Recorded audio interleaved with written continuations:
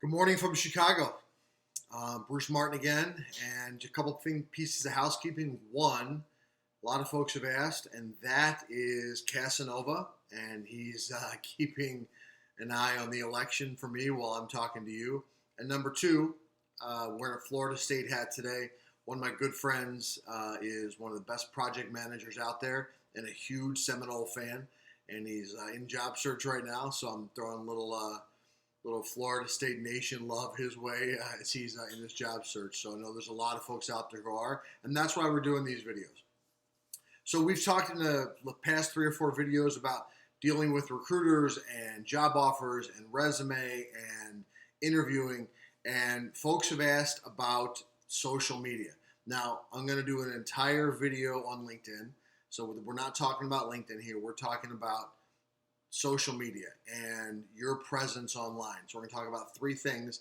The first thing is kind of the universe, what companies are looking at. I did a speech earlier this year and did some research for that speech. And at that time, more than 7 out of 10 companies were looking online for your social media presence. So they're putting your name in a Google search or in a Facebook search or Twitter search or just a search engine search to find out what pops up for you on your social media presence. Good news, almost half of those people in that companies in that survey said they found something that made them want to hire a candidate. We're going to talk about professionalism in the next point, but that's good news. The bad news is more than half of those companies said they found things that were negatives and made them question hiring a candidate. Things like provocative posts and extreme drug and alcohol use in social media posts, discriminatory comments, racist, homophobic, xenophobic, misogynistic, sexist. I mean, get some new views if you're on that spectrum of views. But B, companies finding those kind of things are huge red flags. Trashing a former employer or current employer or trashing a company online. It makes, it gives companies pause as to, just how vocal and, against the grain you might be as an employee. So even they listed, screen names that had questionable words and characterizations in them. So that's what companies are looking at and how they're looking. In that survey, they even mentioned that some companies have a dedicated individual that's all they're doing is researching new candidates who've applied and are coming into the interview process. So keep that in mind as you are posting your stuff on the internet, okay? Companies are looking. Second one is Professionalism 101. Post stuff on your Facebook and on your Snapagram and on your Twitter and whatever else you're on about your job, about your expertise. I have a buddy who's who owns a company that does roofing and siding, and they post their work on there and how great their work is. I'm posting videos about what I know. So I think that posting stuff about your work, by the way, the roofing and siding guy, also a Florida State fan, that just hit me. So Jared and Andrew, at you this morning.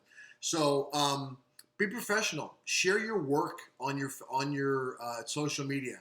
It lets companies see your work product. It lets them see good decision making. It lets them see the judgment you use when you make those posts. Now, don't get all pissed off and remove all of your social media because you can only be professional on LinkedIn.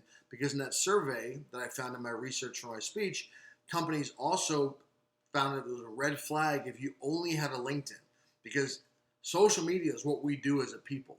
It's kind of our thing. No matter what platform you like across social media, we do it. So have it, but just be professional about it. Make it clean and make it tight, okay? So first one is what companies are doing. How they are looking. Two, professionalism 101 on your profiles. And Lori Foster, we're not talking about me wearing a hat and a cigar on LinkedIn. We're talking about social media. Lori is my conscience on my LinkedIn profile picture. But number 3, please keep in mind that nothing goes away on the internet. If you have stuff out there that's not G-rated, somebody's going to find it. And if you want to have stuff out there that's not G-rated, that's great. We all have our thing, right? But know what you're tagged in, know what you've allowed yourself to be tagged in, know what permissions you have on your social media, because nothing's going to go away. Someone's going to find it. If you don't want to keep your social media, clean and tight, and if you don't want to be professional, if you want to have some of that outside the box stuff on your, that's great. I mean, that's fine. That's you. But in a job search, someone's going to find it. So be careful with where you're tagged. Even if you haven't tagged yourself, be careful with your permissions. And it's never, ever bad advice to keep your social media G-rated if you're in a job search. Okay? We got the 3 things. That's all I've got for you. You're going to get back to watching the election with my guy over there who apparently is not all that thrilled with either candidate. Have a good week.